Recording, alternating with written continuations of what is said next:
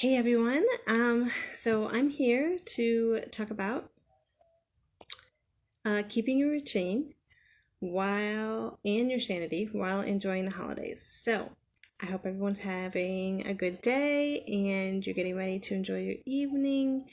And um, I wanted to jump in here because this time of the year, I feel like in between Thanksgiving and Christmas and New Year's, it's kind of these in between times between the holidays, and sometimes I feel like I know I've gotten caught up in this.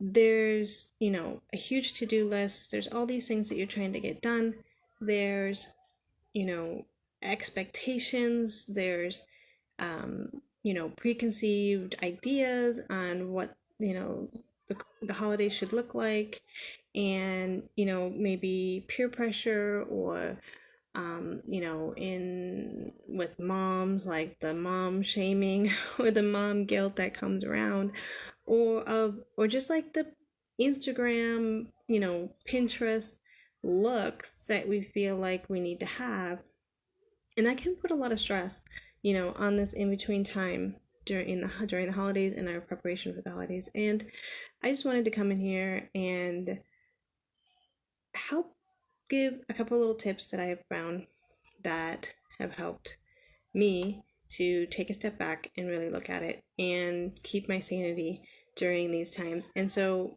my biggest thing is number one, keep like your basic routines the same. So, your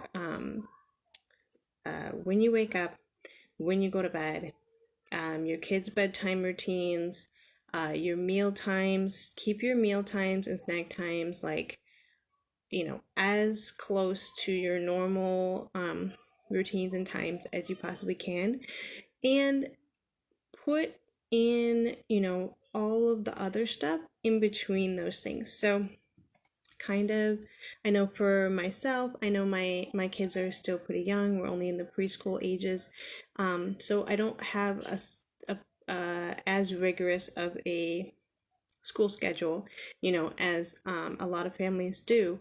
But, especially now, we're only 2 weeks out, if you can believe that, 2 weeks out from Christmas Eve and Christmas weekend, that kind of taking a step back. I mean, we're homeschooling kids, so I kind of have that option to take a step back and not, be as on top of, hey, we're going to do school, 5 days a week. But you can still keep your normal family time and have those fun holiday Christmas stuff going on, which leads me into point number two. Plan the fun activities to do. And this is something that I feel like I know I have gotten stuck up in the past is, some years I've been like, I want to do all the things. But then I'm just disappointed when I'm not able to do all of the things because either our family or myself, you can't be everywhere at once and do all of things. So, and then, the next year I'm like, I'm not going to do anything. And then it doesn't feel like the holidays. It doesn't feel, festive and something that we want to celebrate. So, you kind of have to look at it from your family dynamic. What are, the traditions or the activities that we like to do and can do as a family that will help us to celebrate this season? And so I remember just growing up, we had kind of three staple traditions as a family that we all kind of four really, that my siblings and I were like, it doesn't feel like Christmas unless we do these things. And those things were like non-negotiable. We did them every single year, as a family. And those were the things that really helped us come together as a family during the holidays. And so, if something else came along and we were able to do it, great. If not, it wasn't that big of a deal. Like, it still felt like Christmas. doing the going out and getting a Christmas tree and coming home and decorating the tree in the house, making Christmas cookies, and watching our favorite Christmas movies together. And, like we did those things, but if something else fell through the cracks, it wasn't that big of a deal. And other years we did more, and some years we did less. But it really all comes down to, I think, our expectations of ourselves and our family and what it really looks like for us. And I'm going to just say this, like, it is not, like, don't feel bad about not doing certain things. Okay, I'm going to give you permission right now that if you don't do all the things, or even if you only do the very, very basics, that's okay. It's okay. No one is going to judge you. No one is going to think you're a bad mom. No one is going to think that, your family are Scrooges on Christmas. There were a couple of years where I didn't make any cookies. I didn't make any of the Christmas things.